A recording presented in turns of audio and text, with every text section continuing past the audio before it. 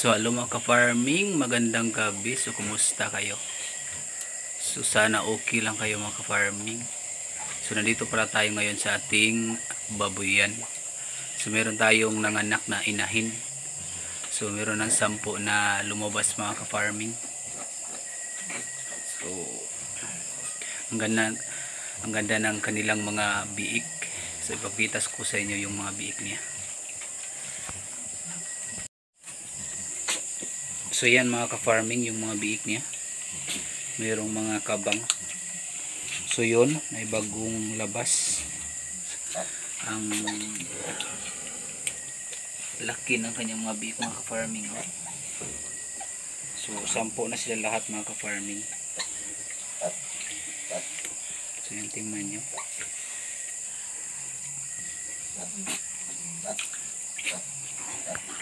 Ito sa kabila, si kabang naman mga ka-farming is mga 17 days, mga anak na naman din. Mga anak na din siya mga ka-farming.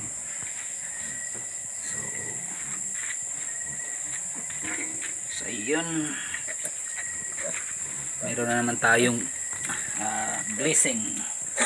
Pero may pero mga ka-farming, sobrang baba talaga ngayon ng baboy mga ka-farming.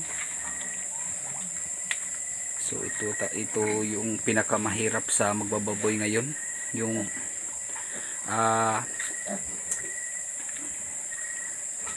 sobrang baba ng kuha ng mga baboy. Yung biik dito sa amin mga farming, 3,000 na lang yung presyo. Tapos yung feeds hindi bumababa, sobrang mahal. So yan, yung kuha ng sa mga fattener naman mga farming is 150. Tapos yung feeds naman sobrang taas. So sana yung hostisya yan mga ka-farming,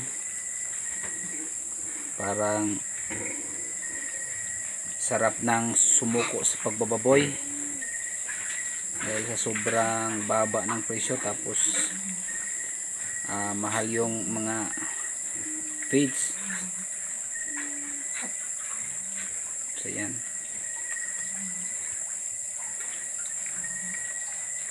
So sana tataas ang presyo ng baboy mga ka-farming. Sobra talagang baba ngayon.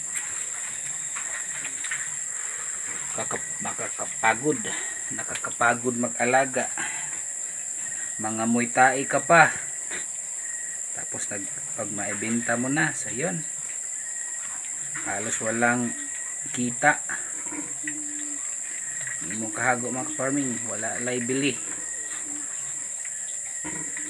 So sa baguhan na magbaboy dyan, dapat pag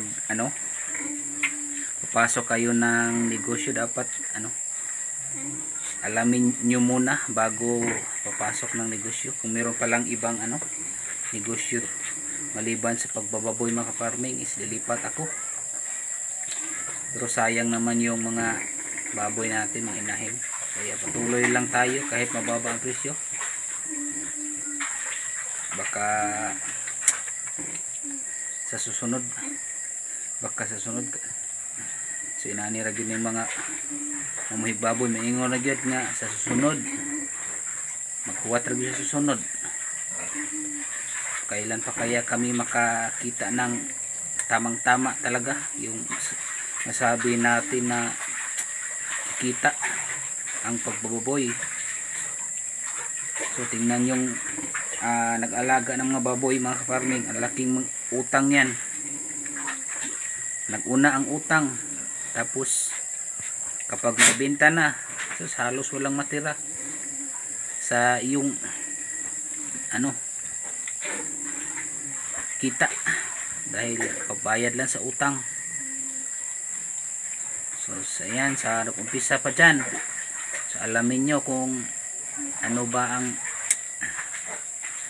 pagbaboy. Tanungin nyo yung inyong mga kapitbahay dyan, kung nag-alaga ba ng baboy, malaki ba ang kita. Dahil sa pagbaboy, hindi tayo makapresyo sa ating mga alaga. Yung bibili yung presyo sa ating mga alaga. So dapat sana tayo yung ang presyo.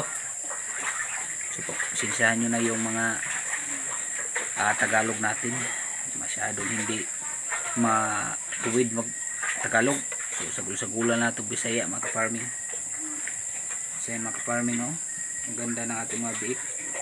Kahit mura, basta makita mo lang na malusog ang mga alaga natin, so okay lang. Baga sabihin na natin baka sa susunod may may ginansya tayo.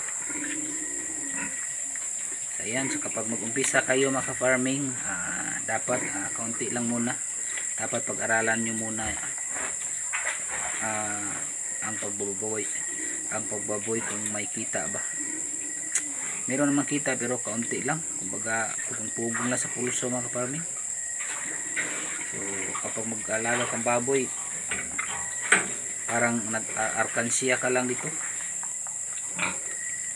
So ganun lang ang pag-alaga ng baboy. Kumbaga mag-iipon ka ng pera, mag-alaga ka lang ng kaunti, dalawang inahin, tapos ipatining mo para yung pera mo is mabubolto. So ganyan, para lang din ang arkansiya, merong kita is maliit lang. So nung una isa lang yung inahin ko, tapos nagplano akong paramihin. So yun, 5 na, pero marami na sana, pero parang marami na rin ang aking utang. So yun, so ina-update ko lang kayo mga ka-farming. Sana i-support nyo din ako sa aking channel. Parang nakakapagod na mag-vlog mga ka-farming. Halos wala namang manood sa ating vlog. So malapit na akong mag 1 year mga ka-farming. So parang tingnan nyo sa ating mga vlog, sobrang liit ng mga views, lalo na sa YouTube. Sa ating Facebook page naman, liit na ng ating followers, 200 lang. Mag 1 year na ako. So ayun, sana kapag makikita kayo dito, i-supportan nyo naman ang ating channel. So maraming salamat mga ka-farming. Huwag nyo nang kalimutan mag support sa ating channel. So thank you for watching.